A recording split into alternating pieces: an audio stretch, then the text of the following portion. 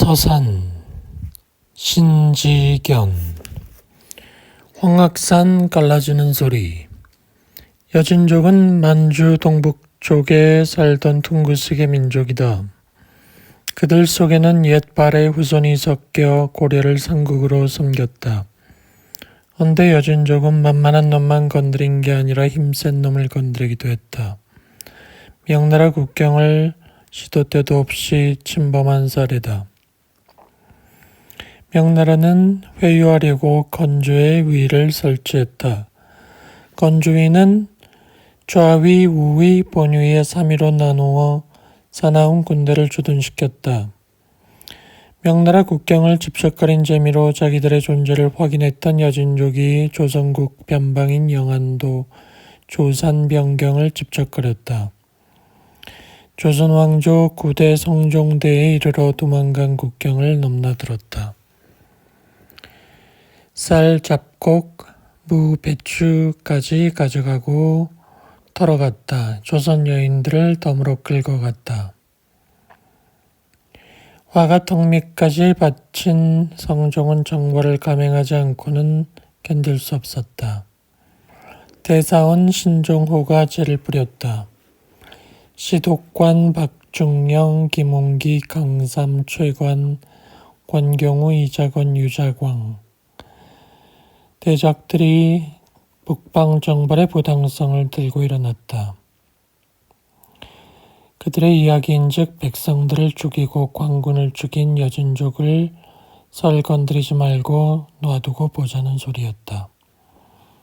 날마다 북방 정벌의 부당성이 7, 8월 소나기 쏟아지듯 장광설을 이룬 가운데 1491년 여진족 올적합이 패거리 400을 이끌고 조산 백성들의 소화말 17마리를 가져갔다. 성종은 허종을 북정도 원수로 임명하고 군마 40필과 2만의 군사를 내주어 정벌에 나서게 했다. 당시 전라도 부안 송복생의 집에 27살 된 송별전이란 아들이 있었다. 그가 정벌군 부장으로 허종을 따라 출전하게 되었다. 송별전은 팔척장신의 얼굴이 준수하고 위용과 용맹이 뛰어난 장제였다.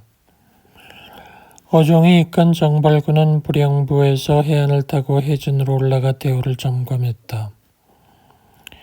군을 중좌우군으로 편성, 허종이 중군을 맡고 양희진은 우군, 송별전이 좌군을 맡았다. 중군을 맡은 허종은 경홍에서 군량을 공급받고 양희지의 우군이 조산으로 내려가면서 서술하에서 올라오는 송별전의 자군과 합세의 협공을 펼치기로 했다. 양희지가 굴심포를 지나 지형이 평평한 광연이라는 고개를 넘자 호수가 펼쳐졌다. 좌군을 통솔하고 올라간 송별전이 야인무리와 맞닥뜨린 곳이 남산봉 아래 갈대밭이다. 이때 올적합은 1,000명에 이르는 무리를 이끌고 조선에서 광연으로 가다가 양희지 우군을 발견하고 한 번도 본 적이 없는 관군의 숫자에 놀라 조선으로 회군에 공문이 배던 길이었다. 그들이 산위험에 은신처가 많고 강을 건너면 녹둔도가 코앞인 우암령으로 가기 위함이었다. 송별전은 호수를 끼고 갈대밭으로 내려오는 울적합의 선두를 보았다.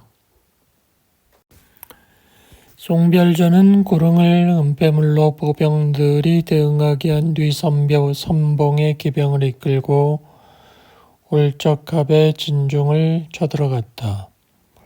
그곳 지형의 밝은 올적합의 선봉은 말을 달려 모래언덕을 넘어 두만강 강안으로 달아났다. 뒤를 따르던 이마차가 이끌던 보군은 호수 연안 갈대 숲으로 숨어들었다. 날이 어두워 공격이 어려워졌다. 모래 언덕 곳곳에 불길을 지속해 색출에 나섰으나 쉽지 않았다. 수세에 몰린 야인의 무리는 일부만 갈대숲에 숨고 나머지는 이마차를 따라 호수 쪽으로 달아났다. 오십가로 밀린 니마차는 물러설 곳이 없자 무리들을 돌려 세워 반격했다. 니마차의 무리를 색출해내는 작전은 날이 밝을 때까지 이어졌다. 송별자는 참상을 바라볼 수 없었다.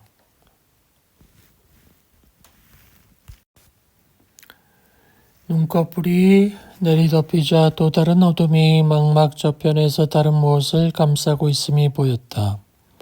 그것이 곧 내면의 아우성으로 바뀌면서 무엇 때문에 싸움하냐는 의문이 자리를 잡았다. 생명이 무엇인가? 진료적 몸뚱이를 탄 그 위에 무엇이었다. 생명이 무엇 때문에 존재하는가의 해답이 그 위에 얹혀져 있었다. 야수와 같은 여진족의 생명의 존재는 다르지 않았다. 전쟁은 강하고 약한 물리력에 의해 이기고 지는 것으로 판가름 났다. 그러나 자기상을 갖는 생명의 출발과 끝은 이기고 지는 물리력으로 좌우될 게 아니었다. 생명은 모두가 소중한 것이었다. 영원한 것이기도 했다. 생명만이 영원한 우주 속에 유일한 존재이기 때문이다. 그것은 불사의 존재이기도 했다. 송별자는 북벌 현장에서 생명의 존귀함을 새롭게 인식하고 있었다. 한 생명이 창과 칼 앞에서 무너지는 현실에 반발이 일어났다. 눈을 떴다. 동력의 아침 노을이 호수로 내려와 땅을 물들었다. 바람은 죽어있는 자들을 어루만졌다. 그들은 양이지의 우군에게 잡힐 운명이 기다리고 있었다. 송별자는 날이 완전히 밝은 뒤 시체를 길 위로 운반해 올렸다. 죽은 시신들을 갈대를 쓰러뜨려 나란히 눕혀 놓았다. 송별자는 고개를 흔들었다. 전쟁에는 화의도 있을 터인즉 여진족은 부족 단위로 할거하는 집단이라 화의에 별 의미가 없는 듯했다. 신종호를 비롯한 조종 신료들이 주장한 북방정벌의 부당성이 무자비한 야인들의 생명을 가볍게 여겨 보호하자는 데 있었던 것일까? 아닐 것이다. 여진족을 가만 놔두고 보자 하는 북방정벌의 부당성은 우리 쪽에 피해가 없고 우리 쪽에 힘이 남아돌아 패기가 넘친 아량에서만 가능할 것이다. 그러나 조정신료들이 주장한 북방정벌의 부당성은 그런 힘에서 나온 아량이 아니었다. 송별자는 양이지와 함께 광군을 거느리고 야인들의 근거지를 태워 없애고 포로와 부상병을 이송해 경흥으로 올라왔다. 허종에게 전황을 보고하는 것으로 임무가 끝났다. 남은 일은 여진족이 다시 침범하는 일이 없도록 방비하는 일이었다. 그 일이 허종에게 맡겨져 그에 따른 대비책이 강구되고 있을 때였다. 허종이 경흥에서 반란을 꾀한다는 진정서가 승정원에 접수되었다. 박철산이라는 자가 조정의 진정서를 낸 것이다.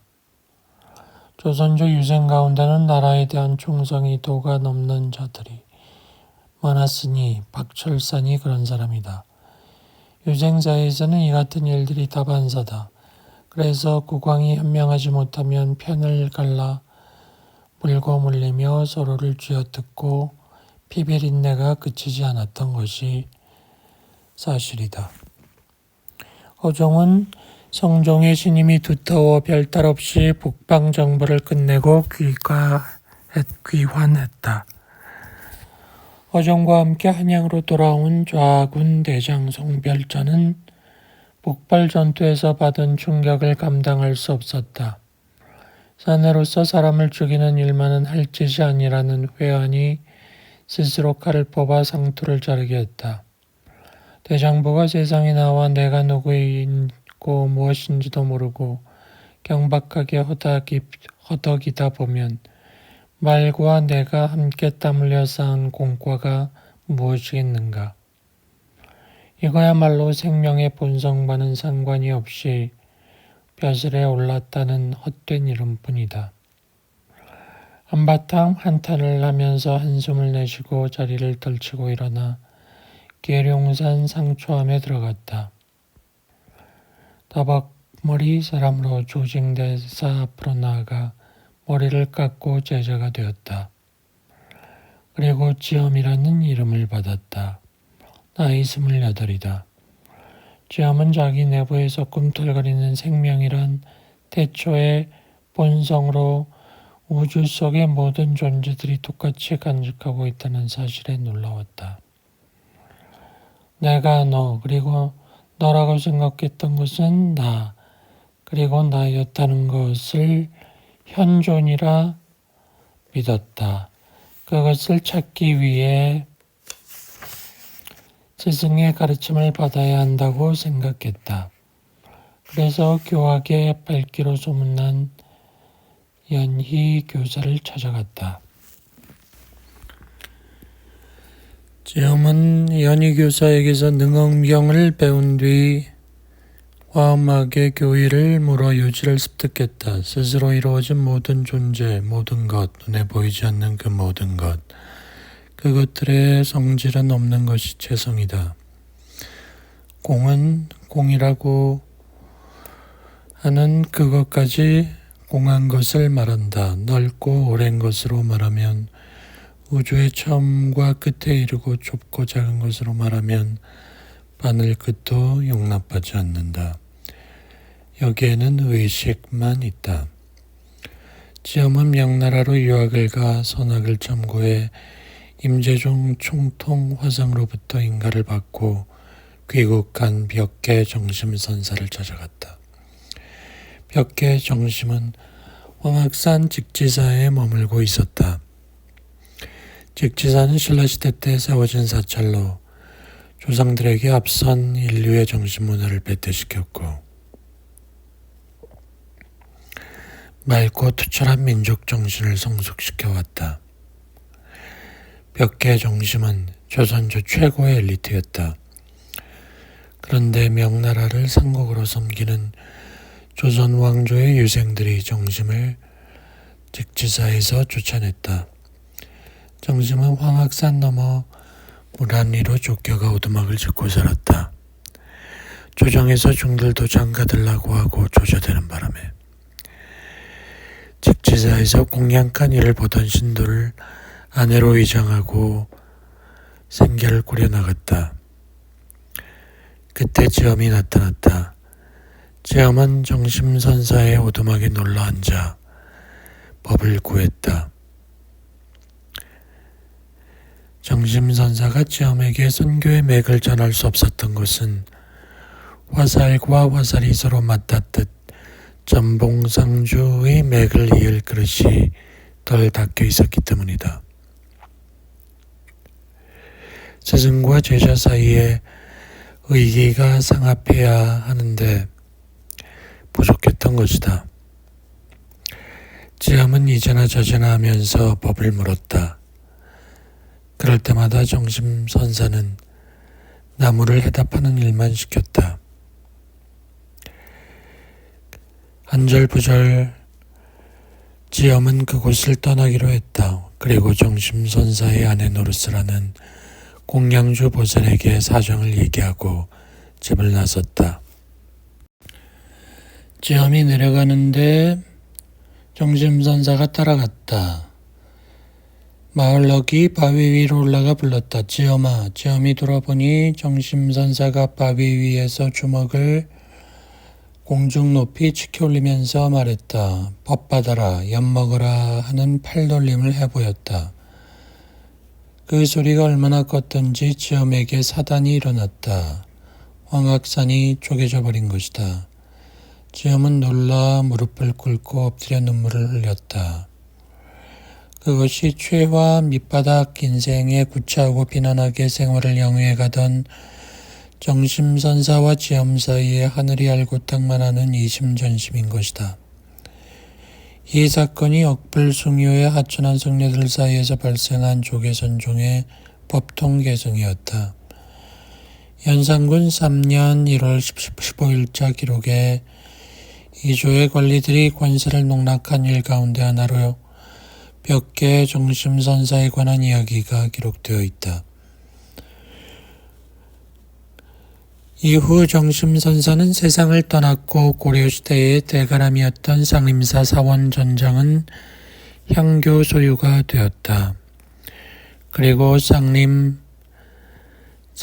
폐허가 되어 사라졌다. 지엄은 금강산 묘길상암으로 갔다. 거기서 대해 보각전사의 어록을 보다가 무자의 의단, 즉 개에게는 깨달음의 본성이 없다는 화두를 들었다. 어떤 사람이 조주에게 개에게도 불성이 있느냐고 물었다. 조주가 있다고 대답했다. 또 어떤 사람이 똑같은 질문을 하자 없다고 대답했다. 그것이 뭐냐는 수수께끼다. 지엄은 이 수수께끼를 풀고자 틀고 앉았다. 여러 계절이 바뀌었다.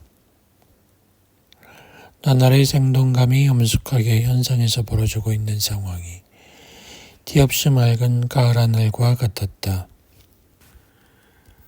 몸뚱이는 헛개비가 되어 사람들과 앉았으나 함께 있다는 것을 모른 채 화두가 끊기지 않았다.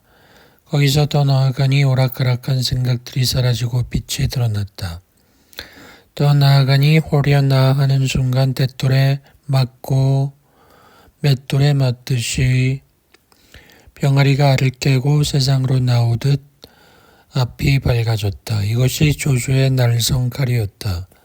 총각의 틈을 주지 않은 칼끝을 섬뜩하게 들이댄 섬광의 직관이었다. 몸뚱이가 두 동강이 난다. 조주가 칼끝을 보이니 찬서리빛으로 서슬이 펄었다. 무엇이 어쩌고 저쩌고 물으면 한순간에 몸뚱이가 두 동강이 난다. 지엄은 무자와두로 7통을 깼다. 젊은 시절 조산 동남쪽 호숫가 갈대숲에서 보았던 진리적 몸뚱이를 타고 있던 그 무엇, 그 위에 얹어진 생명, 우주 속에 유일하게 존재한 태초적 본성을 본 것이다.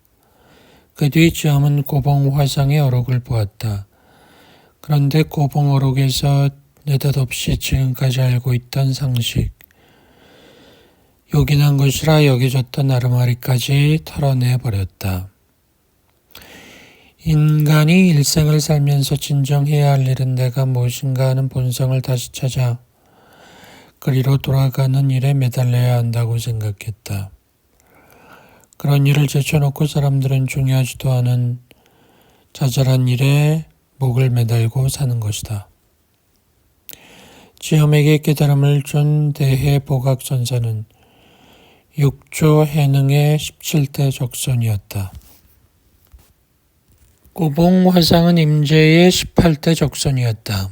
지엄은 금강산에서 내려와 한양 근교에 있으면서 사람들과 교류했다. 성현과 김한국을 비롯해 어득강, 박상, 김구와 같은 유생과 교류했다. 지엄은 종종 6년 용문산으로 들어갔다. 거기서 2여름을 보내고 계유년 봄에 오대산으로 들어갔다. 오대산에서 백운산, 백운산에서 보안능가산으로 갔다. 그는 산에서 놀며 대지를 소유하는 수행자가 되어 이 땅을 바라보았다. 옷 한 벌과 밥그릇 하나로 조조의 산문을 들었드나 들었다. 첩첩의 산에 첩첩이 쌓인 눈을 다 밟은 뒤 이제는 돌아와 흰구름을 타고 누워있느니 그가 도리산으로 발길을 돌린 것은 종종 15년이었다. 덕이산을 지나 함양으로 들어서자 천복만하게 드리워진 봄안개가 아른거렸다. 두류산 자락인 마천으로 들어가니 산간마을에 노랫가락이 젖어있다. 함양 산천에 물레방아는 물을 안고 돌고 우리 집 서방님은 나를 안고 돈다네. 동구마청 큰애기는 곶감깎기로 나가고 효리가성 큰애기는 산수깎기로 나가네. 그는 칠산 계곡으로 들어갔다. 계곡 중간에 이르러 석탄만 서 있는 폐사를 발견하고 멈추었다. 아래에서 사방을 둘러보니 하늘의 구름 속에 또 다른 하늘과 땅이 존재하는 곳이었다. 지엄은 지팡이를 세웠다. 뜬구름과 하늘을 나는 기러기를 벗삼고 도리산 높은 봉우리와 칠산의 깊은 계곡이 내려다 보이는 양지 쪽에서 남은 세월을 보내기로 했다.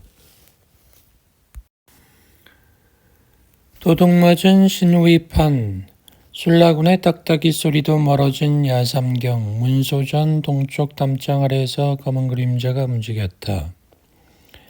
나뭇가지에 밧줄을 걸고 매달리자 다른 두 그림자가 발밑을 어깨로 받쳐 줄을 타고 오르기 쉽게 도와주고 있었다. 낡은 동계를 어깨에 메고 가지 위로 올라간 그림자는 안으로 잠입했다. 공간은 불이 꺼지고 고즈넉이 잠이 들어 있었다. 그림자는 한참 살펴본 후 문소전 방향으로 접근해 들어갔다. 자물쇠를 비틀고 안으로 들어갔다. 신주가 든 궤는 단밖에 두 일행이 설명해 준 대로 단 위에 모셔져 있었다. 신주가 든 궤 하나를 재빨리 보자기에 싸들고 밖을 살폈다. 문소전을 나와 어둠 속에 몸을 숨기고 궁궐을 보았다. 그림자는 개걸음으로 문소전 아래 내려와 담장의 밖 두 일행이 사엄부라고 지목해준 정각을 보고 있었다. 시복에서 화살을 뽑아 시위에 걸고 당겼다. 이놈들 이거나 먹어라. 활시비를 놓자 어둠을 가르고 날아간 화살이 꽂혔다. 주둥아리만 놀려 나라 안의 백성들을 양반과 상놈으로 편갈라 불평등한 역사를 만들어가는 내놈들. 음양의 조화가 잘 이루어진 진실된 합환의 맛을 가로되 남녀 상열지사에 비긴다면 남근이 옥문에 들어가 젖어 합당하고 일치한 교합으로부터 교감이 생겨나는 법인데 주위의 학은 남근이 옥문 초입에 닿기도 전에 오두방정을 떤 북끝에서 나왔다.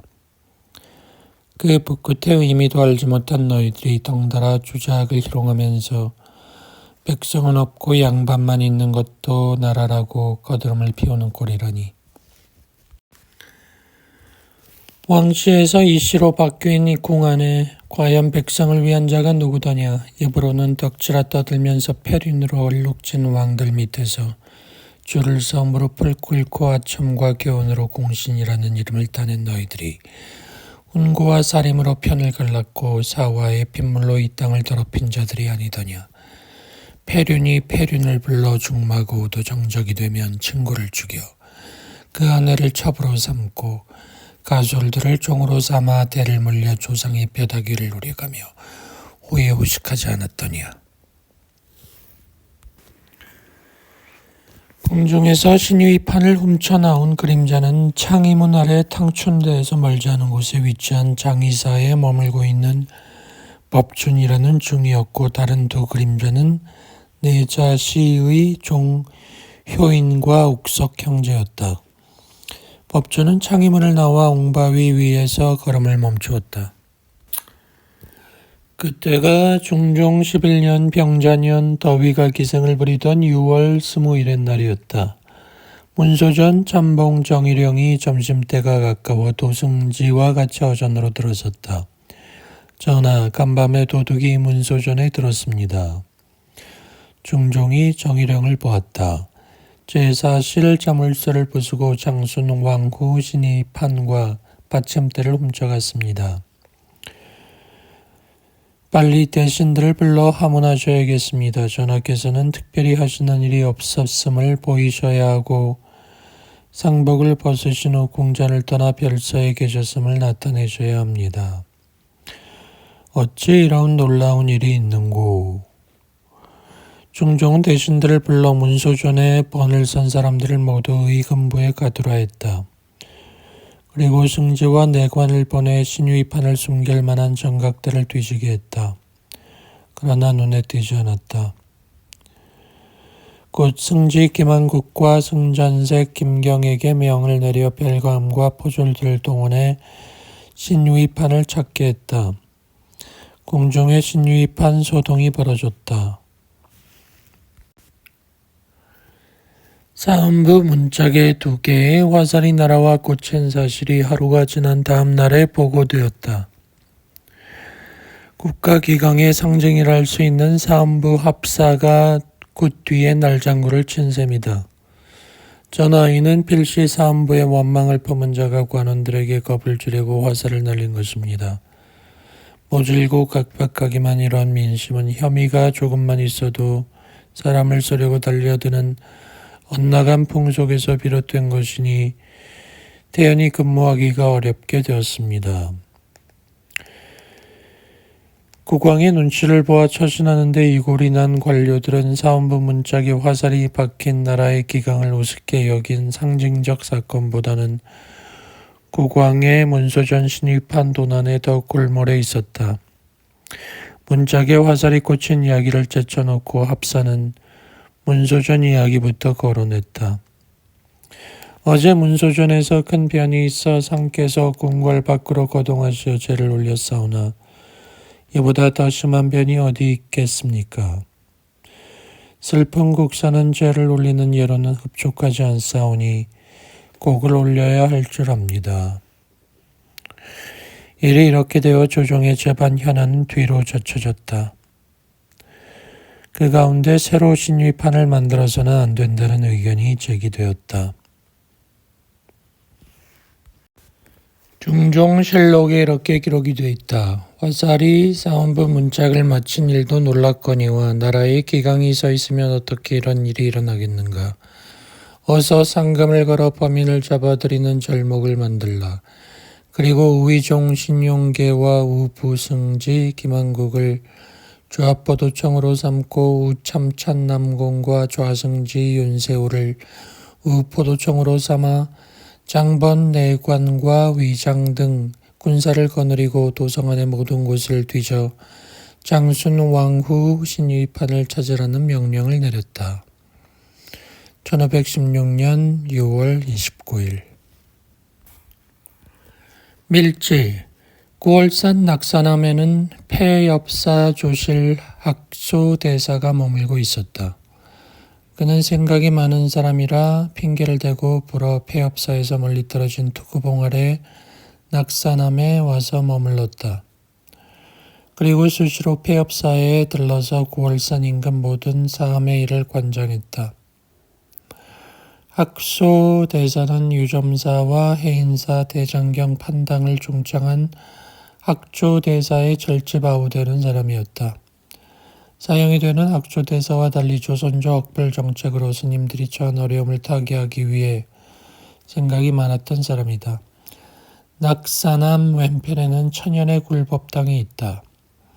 더운 여름철이야 대사는 굴법당의 증객을 맞아 담소를 나누고 있었다. 그때 방갓을 둘러싼 사나이가 시자의 안내를 받아 들어왔다. 사숙리 문안드립니다. 학조대사의 상주와 법준이었다.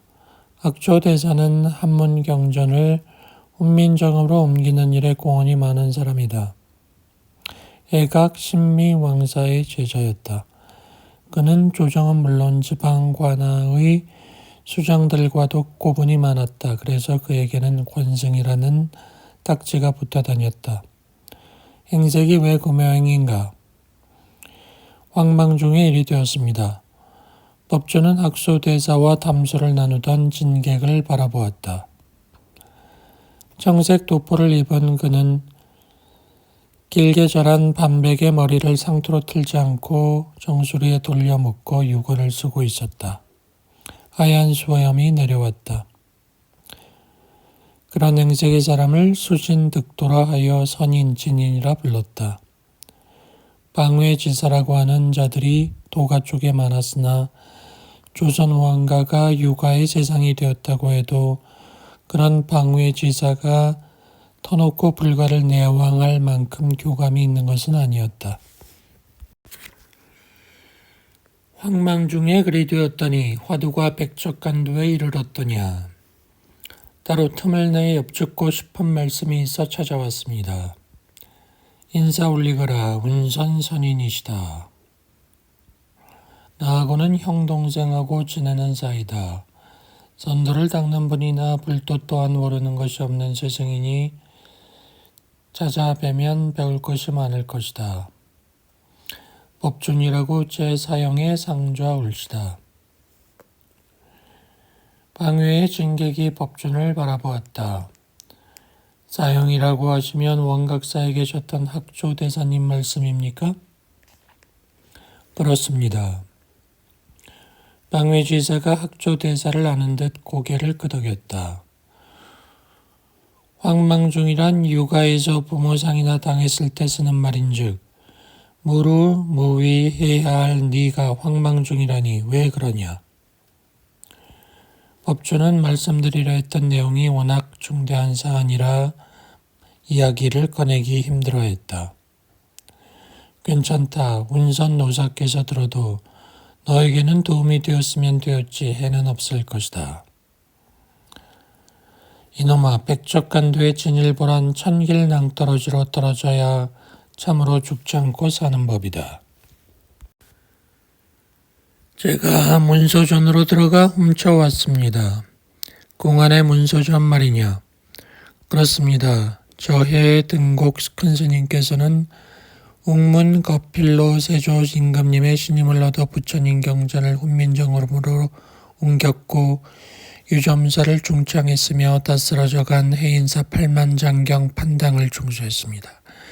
그리고 장경 3부를 간인하여 발문을 지으신 분인데 유생 따위들이 입만 열면 학조는 교만한 중이며 큰 사찰까지 개인 소유로 만들어 재산을 챙겨 왕후에 비길 만한 요승으로 사치를 일삼는다 떠들어대고 있습니다. 그렇다고 문소전 신위판이 그것을 말려준다 하더냐. 문소전 신위판이 중요한 게 아니고 더는 참고 볼 수 없었기에 저라도 목숨 버려 나서야겠다는 생각이 사무쳐 이를 저질렀습니다. 어떡하겠다는 것이냐. 검찰은 검수를 연마했습니다. 사문을 욕되게 하고 사원을 부숴 불을 지르는 유생들을 징치하겠다는 뜻에서 그리하였습니다. 인욕이라는 것이 무엇이냐? 참고 소행하라는 것입니다. 옛날에 천재라는 선인이 있었으니 왕이 사냥을 나왔는데 사슴 발자국을 보고 따라갔다가 전에 선인이 있는 것을 보고 물었어. 사슴이 어디로 갔느냐? 선인이 보니 사슴이 도망간 곳을 가르쳐주면 죽게 생겼거든. 그래서 대답을 하지 않았더니 왕이 선인의 귀를 잘라, 그래도 대답을 안 하니까 코를 잘라, 팔다리를 잘라, 그래도 선인께서는 얼굴 하나 달라지지 않았다. 이걸 참는 것이라고 한다. 인욕이 뭘 하자던 거더냐. 온 나라 유생들이 저 한 사람에게만 그렇게 한다면 저도 인욕을 하겠습니다. 제 한 목숨 버림으로 해서 석준의 가르침이 세상에 남아 연이 있는 수행을 할 풍토가 이루어진다면 그리 하겠습니다. 그러나 지금 육아 형태는 그것을 기대할 수가 없습니다. 육아들은 불가를 훼손하는 것이 목표가 아니라 석존의 씨를 말리려 하고 있습니다. 나라 안에 불도가 없어지면 수행의 길도 없어질 것이고 그렇게 되면 견성도 없을 것 아닙니까? 스승은 제자에게 그 사건으로 사화가 나서 많은 사람들이 죽었다는 것을 이야기한다. 그리고 제자는 참회하고 그 위패를 돌려주기로 한다. 그러나 그 위패를 돌려주는 것이 위험하기 때문에 시자를 같이 보내기로 한다. 그 선사의 시자도 같이 따라간다. 시자의 이름은 풍회이다. 묵사 탄정. 장수산은 붉은 바위 산이었다. 석동 12굽이. 기묘한 굽이 골짜기 입구 청길 벼랑 위에 제비집처럼 얹혀있는 현암이라는 남자가 있었다. 가람절이라고도 하는데 산날의 들판을 굽이쳐 강으로 흘러드는 하천 모습이 여명으로 자태를 드러낼 즈음이었다. 자완아, 방에서 부르는 소리가 났다. 예? 들어와 보거라. 자완이 방으로 들어가자 대주선사가 그날따라 부드럽게 빛을 감추고 방 아랫목에 앉아 있었다. 오늘이 병진일이냐? 예, 그렇습니다. 지금 산을 내려가 봐라. 누굴 만나거든 회오리바람이 불겠느냐고 물어보아라. 그러면 응답이 있을 터. 혹 무엇을 주거든 챙겨놓고 묘음사로 내려가거라. 막 방문을 나서는데 대주선사가 말을 이었다. 문제는 그 뒤엔 놈이니라. 허겁지겁 올라오는 그 놈을 만나거든 놈을 한양까지 데리고 갔다 와야 한다. 오늘 말입니까? 그러하니라. 그렇게 하겠습니다. 모든 것은 법현수자와 상의하거라. 자원이 합장을 해보이고 방문을 나서자 대주선사가 한마디를 덧붙였다. 제목은 먹줄을 옳게 띄워야 하느니. 자원이 벼랑턱 위에 암자를 나서 돌계단을 내려와 묘음사로 내려가는 길목에 이르렀다. 이른 새벽인데 아이가 채진암 방향으로 올라오고 있었다. 자원이 휘파람을 불렀다. 회오리바람이 불더냐. 아이가 가던 길을 돌아서서 자원에게로 내려왔다. 저 풍회입니다. 전에 낙산암에서 본 동자 같았다. 이른 새벽녘에 여길 어떻게 왔느냐. 스님을 만나러 왔습니다. 이름에 바람풍자를 쓰는가?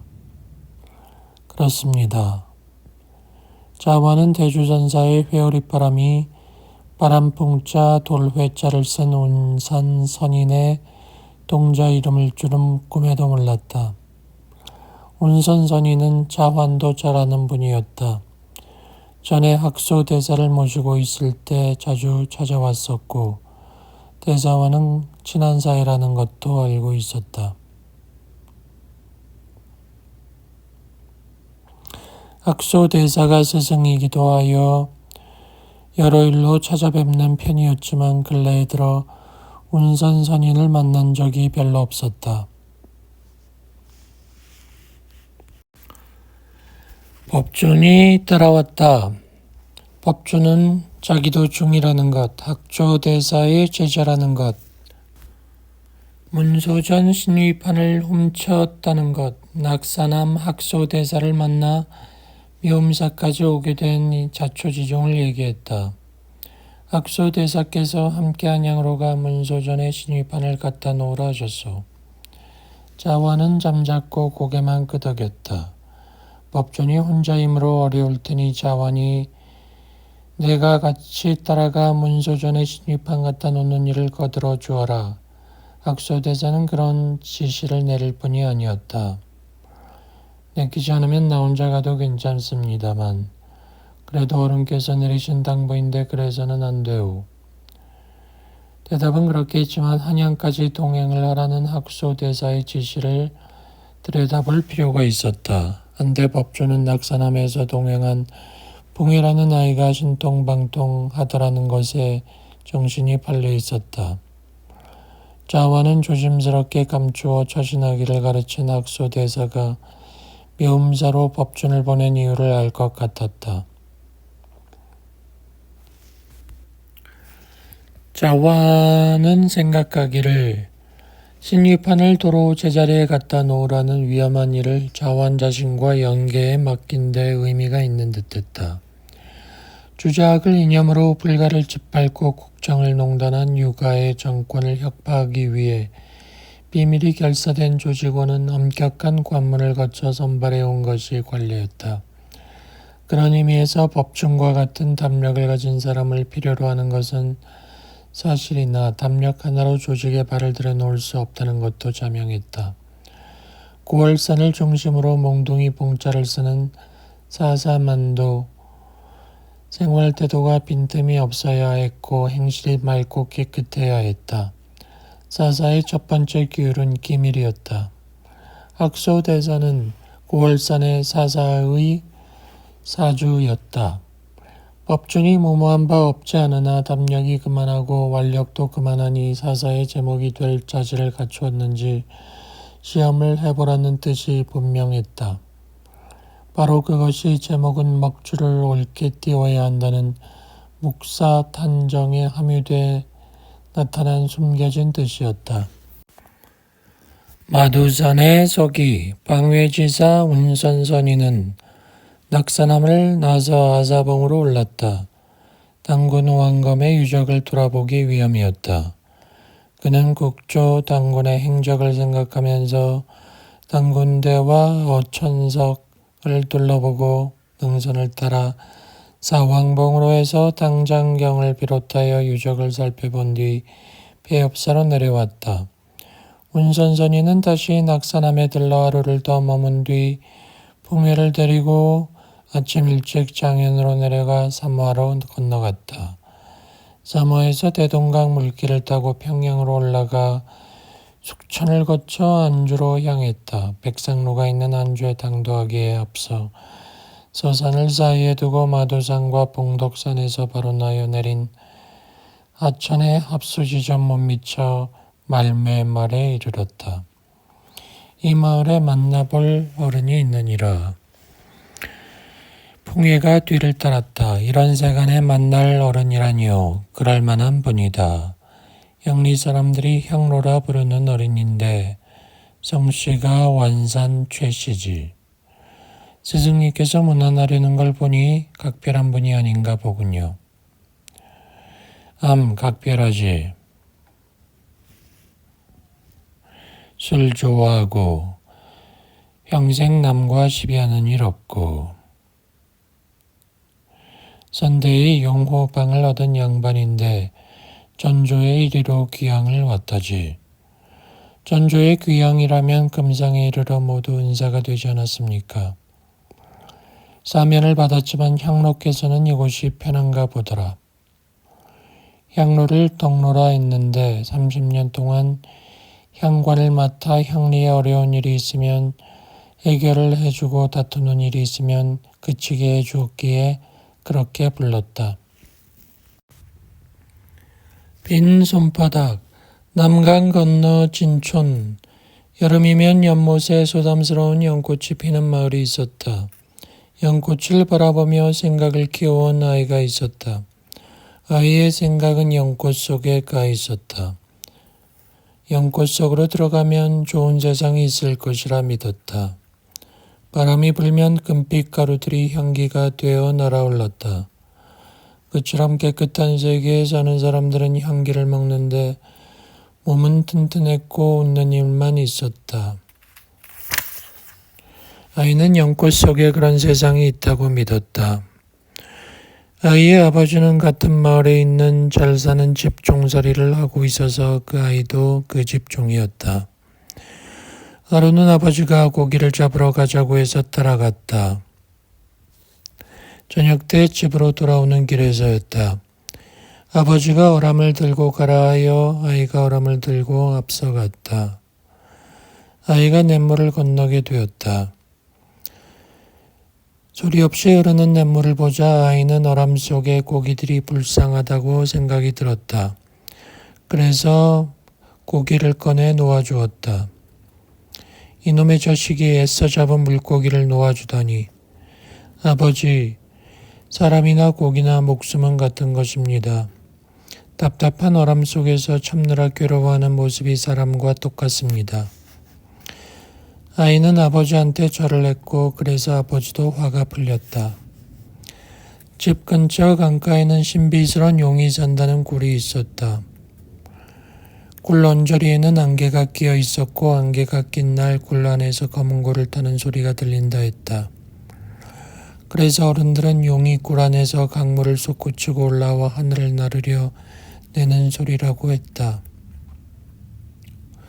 아이가 지팡이로 바위를 땅땅 두드리면 소리를 뚝 그쳤다. 하루는 어떤 사람이 집으로 찾아와 아버지에게 말했다. 이 아이는 세속의 사람이 아니오. 아버지는 괴념치 않았다. 아이는 강가 그늘진 바위 밑에서 놀 때가 많았다. 바위 밑에 돌을 세워놓고 부처님이라고 절을 하기도 했고 모래를 사금바리에 담아 공양이라고 올리기도 했다.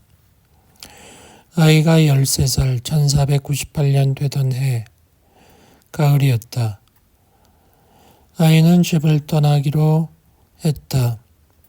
어딘가 깊은 산속으로 들어가면 늘 꿈을 꾸어 왔던 연꽃 속에 세계가 있을 것 같았다. 아이의 이름은 구원이었고 본향은 비안이었다. 성은 원씨였다. 구원은 덕이산으로 들어갔다. 덕이산에 돌을 닦는 사람이 있느냐고 묻고 물어 여러 날 걸려 당도했다. 어느 날 한 노인을 만났다. 하루에 한 끼만 먹고 살기 때문에 몸이 마르지 않는다면 거짓말일 것이다.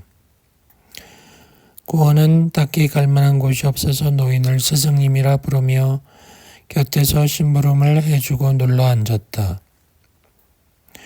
그런데 노인은 하루에 한 끼가 아니라 이틀에 한 끼를 먹었다. 돌을 닦는 일이 풀뿌리나 나무 열매로 연명하면서 바위굴에 쭈그리고 앉아있는 일인가 싶어 하루는 작정을 하고 물어보았다. 스승님, 날마다 무슨 생각을 하십니까? 눈을 감고 산다. 왜 눈을 감습니까? 눈을 뜨면 고장이 생겨 이놈아. 왜 고장이 생깁니까? 이 손바닥 안에 무엇이 들었겠느냐? 빈 주먹 아닙니까? 스승은 밖에 나가 돌아왔다. 그것을 숨겨두고 왔다고 말했다. 스승님, 감춰둔 그거 말이에요. 1년이 지난 후에 물었다. 스승님, 그게 뭐냐니까요. 제 말 안 들리세요? 왜 귓구멍을 막고 계세요? 노인이 말했다. 이놈아, 눈 열고 귀 열고 코 열고 입 열면 사단이 생겨. 무슨 사단 말입니까? 눈과 귀는 저절로 열렸고 코도 구멍이 절로 뚫렸다. 그래요. 근데 왜 사단이 생깁니까? 노인의 손이 구원의 불따구리를 후려갈겼다. 요게 사단이다. 이제 알겠느냐? 사단이 먼고 하니 우리 몸뚱이란 성가신 것뿐이다 그 말이다. 사람을 성가시게 하는 뿌리를 뽑기 위해서는 우선 눈에 보이고 귀에 들리고 코로 냄새 맡고 혀로 맛을 하는 그것을 없애야 한다. 눈, 귀를 두드려 막고 있어야 해. 그래도 거기에 몸뚱이라는 놈이 있어가지고 추우면 추운 것, 더우면 더운 것 알기 때문에 난 아예 바람도 없는 바위굴에서 산다. 그리고 코를 막지 못한 것은 숨을 쉬어야 하기 때문이고 입을 막지 못한 것은 먹지 않으면 죽기 때문이야. 알아들었느냐? 또 구멍 2개가 남아 있는데 뒤에 있는 구멍은 똥을 만들고 앞으로 있는 구멍은 오줌을 눕게 하지. 그것도 성가신 일인데 앞에 구멍은 또 고약한 게 있어. 암컷을 보면 번뇌를 일으켜. 그놈의 번뇌는 암놈 구멍 속에 들어가 미쳐 있지 않고는 깨어나지 못한다. 그 말이야. 그 번뇌를 버리기가 어려운 기라.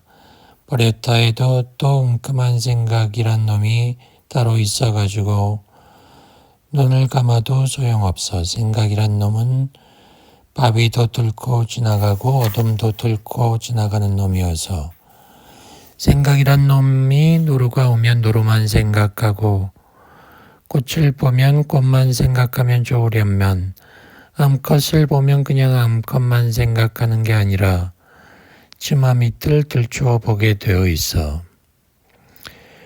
그게 인생을 망치는 거지. 그런데 생각이란 놈이 부처를 보면 부처를 생각하게 하는데 오로지 이게 희망이니라. 그래서 노인은 작게 먹고 숨을 아껴 쉬며 준엄한 채찍질로 부처만 생각하면서 산속에 있다는 것이다.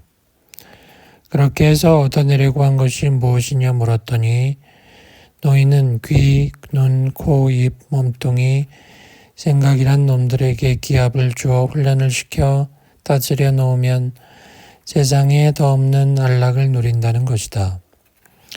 그리 되어야 생각이 몸뚱이 종노릇을 면하게 되는 것이다. 그런데 스승님, 알고 싶은 게 있어요. 전에 가지고 계신 감춰두신 그거. 천하에 둘도 없는 보물을 보아야겠다는 것이냐? 네. 여기 와서 나랑 산 게 3년 되었냐? 예. 그렇다면 보여주마. 여기 있어라. 내 숲으로 가서 감춰둔 걸 가지고 올 테니. 구원아. 예. 노인이 오른쪽 손을 불끈 쥐고 굴 앞에 서 있었다. 굴 안은 어두우니 보물은 밝은 데서 보아야 한다.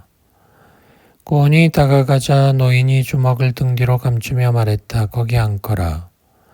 너 이거 훔쳐가면 안 돼. 안 훔쳐갈게요. 보고 싶으냐? 보고 싶어요. 그럼 보아라. 노인이 주먹을 코앞에다 쫙 펼쳐 보였다. 주먹이 5개의 손가락으로 펼쳐졌는데 손 안에는 아무것도 없었다. 아무것도 없네? 없는 것, 그것을 찾는 것이 부처를 찾는 것이다. 구원은 다음날 머리를 깎고 사문이 되었다. 영관이라는 새 이름을 얻었다. 영관은 나이 17이 되던 해 신총법사에게 나아가 교학을 익혔다. 다시 위봉대사를 찾아가 선악이 무엇이며 깨달음이 뭔지 배웠다. 깨달음의 핵심은 마음을 쓰는 데 있었다. 마음을 급하게 쓰지 말아야 한다는 것이다. 마음을 급하게 쓰면 고요한 맛이 달아나고 병통이 생긴다는 것이다. 그렇다고 너무 느슨하게 해도 혼침에 빠진다. 마음을 어떻게 잘 쓰느냐가 핵심이다. 그렇게 하면 어떻게 하면 되느냐? 처음에 앉을 때 정신을 바짝 차리고 단정하게 해야 한다. 영관에게 남은 것은 실천이었다. 그는 구천동으로 들어가 깎아지른 벼랑 아래 손수암자를 짓고 9년을 머물렀다. 옆구리를 자리에 대는 법이 없이 앉아서 보냈고 지팡이가 쌈밖을 나간 적이 없었다. 이쯤 되면 사람이 무심한 바위처럼 되거나 나무처럼 희노애락의 한계가 무너져 버릴 법도 하건만 영관은 그렇지 않았다. 저절로 마음속에서 나타남 자심소연이 어떤 기준에 의해 똑바르게 그 한계를 드러내는 것 같기도 했는데 그것마저 믿어지지 않았다. 어떤 때는 붓다의 가르침을 이야기할 때 그 뜻의 똑바름이 굽이굽이 물결치는 백만일항의 파도처럼 변화가 무쌍하기도 했고 끝이 없이 넓기도 했다. 용을 타고 호랑이를 부른다. 안주 인근에서 향로로 떠받침을 받는 최세창은 본시 빈천을 가리지 않는 사람이었다. 최향로가 그만한 덕을 갖춘 사람이라 할지라도 깊은 산골에서 허로 즐거움을 낚으며 세월을 가지고 노는 운산선인과 친해지게 된 데는 내력이 있는 듯했다. 하나풍에는 그에 대해 아는 것이 없었다.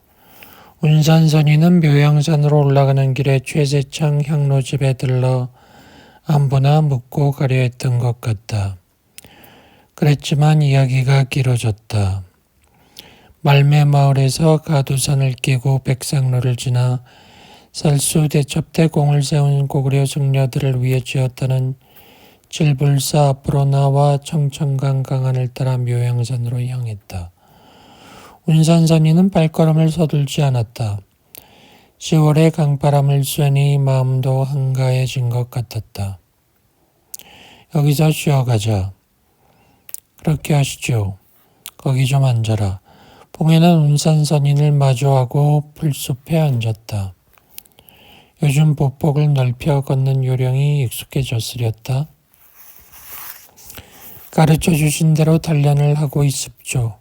어떤 때는 발바닥이 땅에 닿는 듯도 하고 많은 듯도 하여 가벼움을 느껴옵니다. 속도감이 같이 느껴지더냐. 제가 느끼는 것은 귓가를 스치는 바람입니다. 맨 처음 제가 스승님께 배울 때처럼 속보의 요령을 아무 준비가 없는 사람에게 써보았죠. 그랬더니 그 사람의 행보가 어느 결에 저와 같아진 것을 보았습니다. 저번에 학소 대사를 찾아온 법준이라는 수자를 그리했겠다? 그렇습니다. 그 수자가 체격이 건장했지? 그랬습니다. 누구에게나 원기는 있는 법이다. 그러나 내단을 단련하지 않고서는 쉬운 일이 아닌 법. 그래서 태식으로 내단을 수련하라 하는 것인 바, 타고난 건장함에 힘이 넘쳐 숨어있는 길을 스스로 세우게 하여 요령 있게 이끌어준다면 모르겠거니와 길을 수련하지 않고는 어려운 일이니라. 태식이라 함은 묵은 것을 뱉고 새로운 것을 들이마시는 것 아닙니까? 내단이란 사람의 몸을 상중하 3초로 나누는데 그것은 태초에 혼돈이 갈라져 하늘 땅 멀리 세 요소가 생겨나 그것이 바탕이 되어 만물을 생성양육하는 것을 본뜬 것이다. 상초는 얼굴에 있는 구멍을 말하고 중초는 심장과 배꼽 사이에서 소화를 담당한 부위니라. 하초는 배꼽 아래 배설을 하는 부위로. 대상 노군의 가르침에도 절대적 실체는 하나이나 그 하나에서 둘이 나오고 둘에서 셋이 나오고 셋에서 만물이 생겨난다 했으니 만물이라는 것은 음에 힘입어 양을 안고 있는데 길을 움직여 조화를 이루어낸다 하였거든. 하나, 둘, 셋의 차례를 밟아 만물이 이루어지고 그 가운데 사람도 이루어지나 그것을 거꾸로 거슬러 올라가면 우리 몸뚱이가 다시 하나에 돌아간다는 것이다. 여기 하나라는 것은 단을 말하는 것으로 단은 허하나 허에서 영묘한 능력이 생성 변화하고 그런 능력에서 신에서 기가 그 형태와 기능을 변화해 나간다 한 것이다. 기에서 생명의 근원 정이 기능의 변화를 형태로 보이면서 여러 모양새로 나타나는 것이다. 신기정. 그래서 만물의 모양새 가운데 사람도 포함되어 있는 것이다. 핵심은 단에 있다. 알겠느냐? 상중하 3초 가운데 하초가 중요하다는 이야기를 들었는데 이유가 무엇입니까? 하초는 하늘과 땅 물 가운데 물의 원기에서 양의 기운을 받아 기혈을 운행시키고 경맥에 유통시켜 의식을 모아 생명의 근원에 결집시키는 것이다. 움직이고 쉬고 하는 음과 양의 기운이 물이 습한 대로 흐르듯 자연스레 그렇되는 것과 같으니 하초란 배꼽에서 셋째 아래 하단절을 말하는 것이다. 막에 쌓여있는 아이처럼 콧속으로 기를 끌어들여 닫아놓고 아무것도 섞이지 않은 양의 기운으로 원기를 채우게 하는 것이 조화의 원천이다. 이 같은 태식법을 실행해 애정 악고하고 피기 탄핵할 수 있게 해야만 한다. 붕괴야, 평소 1호 1흡을 어떻게 하느냐? 하나하나 세면서 숨을 들이마시고 내뱉을 때도 그렇게 합니다. 술을 세는 것은 산란함을 가라앉히기 위함 아닙니까? 그게 불가에서 하는 수식관이다. 좋은 방법이다. 선가의 태식법은 어떠합니까? 1호 1흡이 없는 것은 아니나 불가의 그것처럼 정일하지 않다. 매월 땅께서 사문에 몸을 담았던 전력도 있었으나 단을 단련함에 있어 숨을 한 번 들이쉬고 한 번 내쉬는 것을 구룡호호라 하였느니라. 용을 타고 호랑이를 부르는 듯 음양의 길을 삼키되 계속해서 반복하면 호랑이는 엎드리고 용은 항복해 다시는 날지도 달리지도 못하고 둘이 하나가 되게 하는 것을 단련이라 했으니 그러나 그분의 가르침이 역학의 원리에 치우쳐 있어 초행자가 따라하기 어렵다. 작금의 금단 연조가 그런 어려움 때문이 아닌지 모르겠습니다. 금단이란 포박자 연단에서 비롯된 것이기는 하나 실인즉 길을 잘 운행하여야 태어나면서 몸에 지녔던 원기를 회복할 수 있다. 구룡호호의 내단이란 눈으로 보지 말고 귀로 듣지 말고 입으로 말을 하지 말아야 하고 코로 냄새 맡지 말고 홀로 움직이지 않고 앉아 눈으로는 코를 보고 코로는 마음을 보고 의식으로 기 다스리기를 오래 해야 그 기가 녹아 저절로 배꼽 단전으로 들어가는 것을 느끼게 된다. 그 기를 의식으로 돌려 꽁무니뼈로 회전시킨 뒤 척추를 따라 곧게 쌍관으로 올라가게 해 뇌 뒤에 이르러 목덜미 가운데로 들어가게 해야 한다. 그렇게 하면 기가 저절로 양미간에 이르러 심공으로 내려갈 것인즉 이와 같이 오래 운기를 하면 잇몸 위에서 단침 한 덩이가 내려오는데 이것이 곧 태어나면서 지니고 있는 태초의 하나 진일이라고 하는 근본의 기, 조기인바 바로 그것이 근본으로 돌아오는 징후, 환근지후이다. 이 한 덩어리의 침을 혀로 수습하여 천천히 삼켜 배꼽 아래로 보내야 되느니 단침이 한번 나오면 신선이 되겠다는 생각도 있게 되는데 마음으로 조금씩 숨을 멈추고 배꼽 아래를 봉쇄해 숨을 들이쉬지도 내쉬지도 말고 온눈 묵묵하여 마치 다리 알을 품듯 품으로 잔뜩 끌어안고 자지도 말고 느리지도 않게 한 달 이상을 계속하면 신광이 오장으로부터 나와 온몸을 둘러싼다. 그러면 태가 이루어지는 징후이므로 조심해야 한다. 잠을 자지도 말고 배불리 먹지도 말고 기가 왕성하고 숨이 커지거든 마음으로 억제하고 약해지거든 그것 역시 마음으로 다스려 주어야 한다. 내단이 이러함에도 연단을 신약처럼 여겨 그것을 제조하겠다고 하니 그것은 잘못된 것이다. 매월당의 가르침을 새겨들어야 하느니 기력을 단전에 모을 때 용을 타고 호랑이를 부르듯 만물을 생성하는 우주의 기운을 삼키는데 한 번은 숨을 들이쉬고 한 번은 숨을 내쉬어 그것을 되풀이하면 호랑이는 엎드리고 복호, 용은 항복, 항룡을 해 날지도 않고 뛰지도 않아 하나가 된다. 병합 하였으니 이것이 연단이라 하는 것이다. 그것으로 하늘과 땅과 생명기운을 가져와 수련을 쌓으라 하는 것 아닙니까? 그렇다.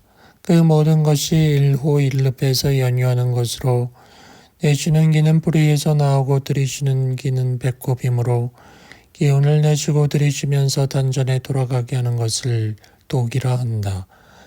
사람의 호흡은 하늘과 땅의 호흡과 일치하므로 계절로 치면 동지 이후에는 내쉬는 숨이 되고 하지 이후에는 들이쉬는 숨이니 이것이 1년의 호흡이다. 자시 이후에는 들이쉬는 숨이 되고 오시 이후에는 내쉬는 숨이 되니 이것이 하루의 호흡이다. 하늘의 1년과 1일은 사람에 있어서 한숨과 같은 것이다.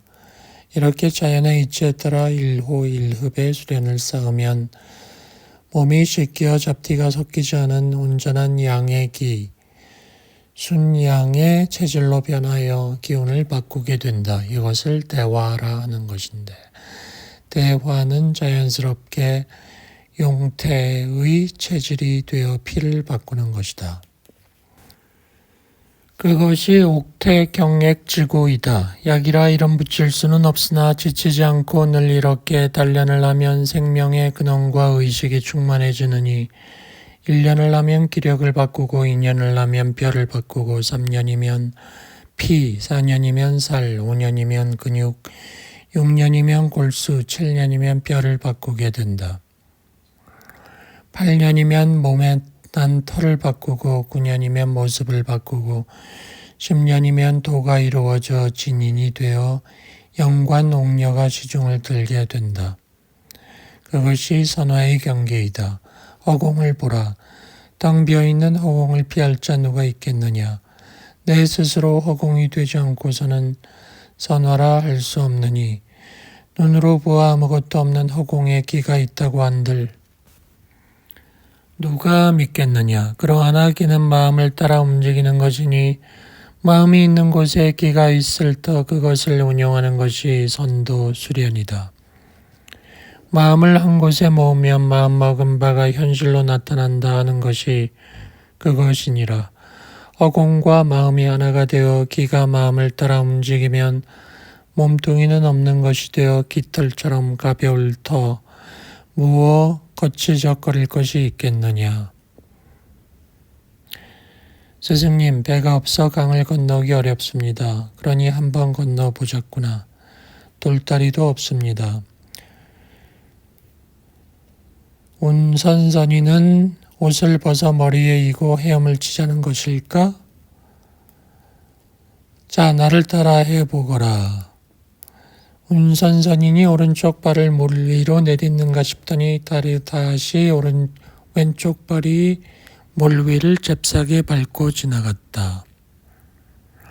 풍녀는 운선선님의 모습을 보고 건성 오른쪽 발을 물 위로 내딛었는데 발이 빠지고 말았다.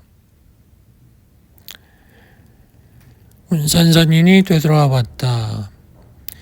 이놈아, 사람이란 지혜가 있는 동물이다. 그래서 하초의 길을 모으기도 하고 모아진 길을 탈 줄 아는 재주가 있어야 한다. 사람의 지혜가 이리 신령한 것인데 여기에 비하면 바위란 놈은 미련하기 짝이 없는 놈이지.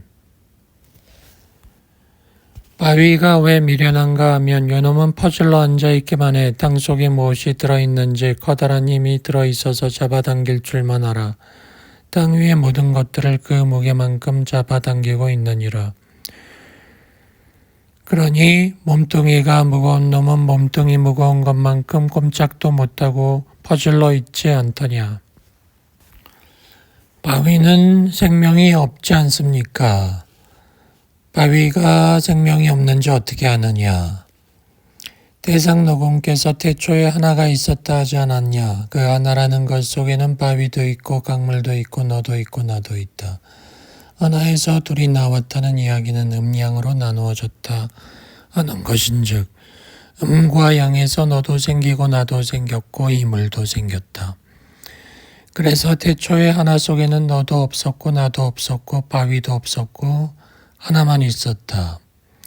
사람은 목숨이 끊어지면 지수법흥으로 가지만 바위가 비바람에 식혀 그렇게 되려면 세월에 오래 걸린 그런 것뿐이다. 물도 햇빛이 쬐어 건조해지면 없어지지 않더냐. 오랜 세월이 지나 땅 위에 있는 모든 것이 없어지고 땅덩어리 그것까지 없어진다 해도 기는 없어지지 않는다. 어디 그것뿐이랴. 기라 하는 것은 보이지도 않고 볼 수 없다. 그래서 있는 것도 같고 없는 것도 같지만 움직이면 기운이 생긴다. 많이 움직이면 기운이 많이 생기고 적게 움직이면 기운이 적게 생기는데 일호 일흡의 태식법으로 우주의 무한한 기를 단전에 모아두자 하는 것이 지금 네가 하고 있는 내단수련인 바, 이 우주의 모든 기가 단전에 함축되어 있으면 몸이 가벼워진다. 자, 다시 한번 해보거라.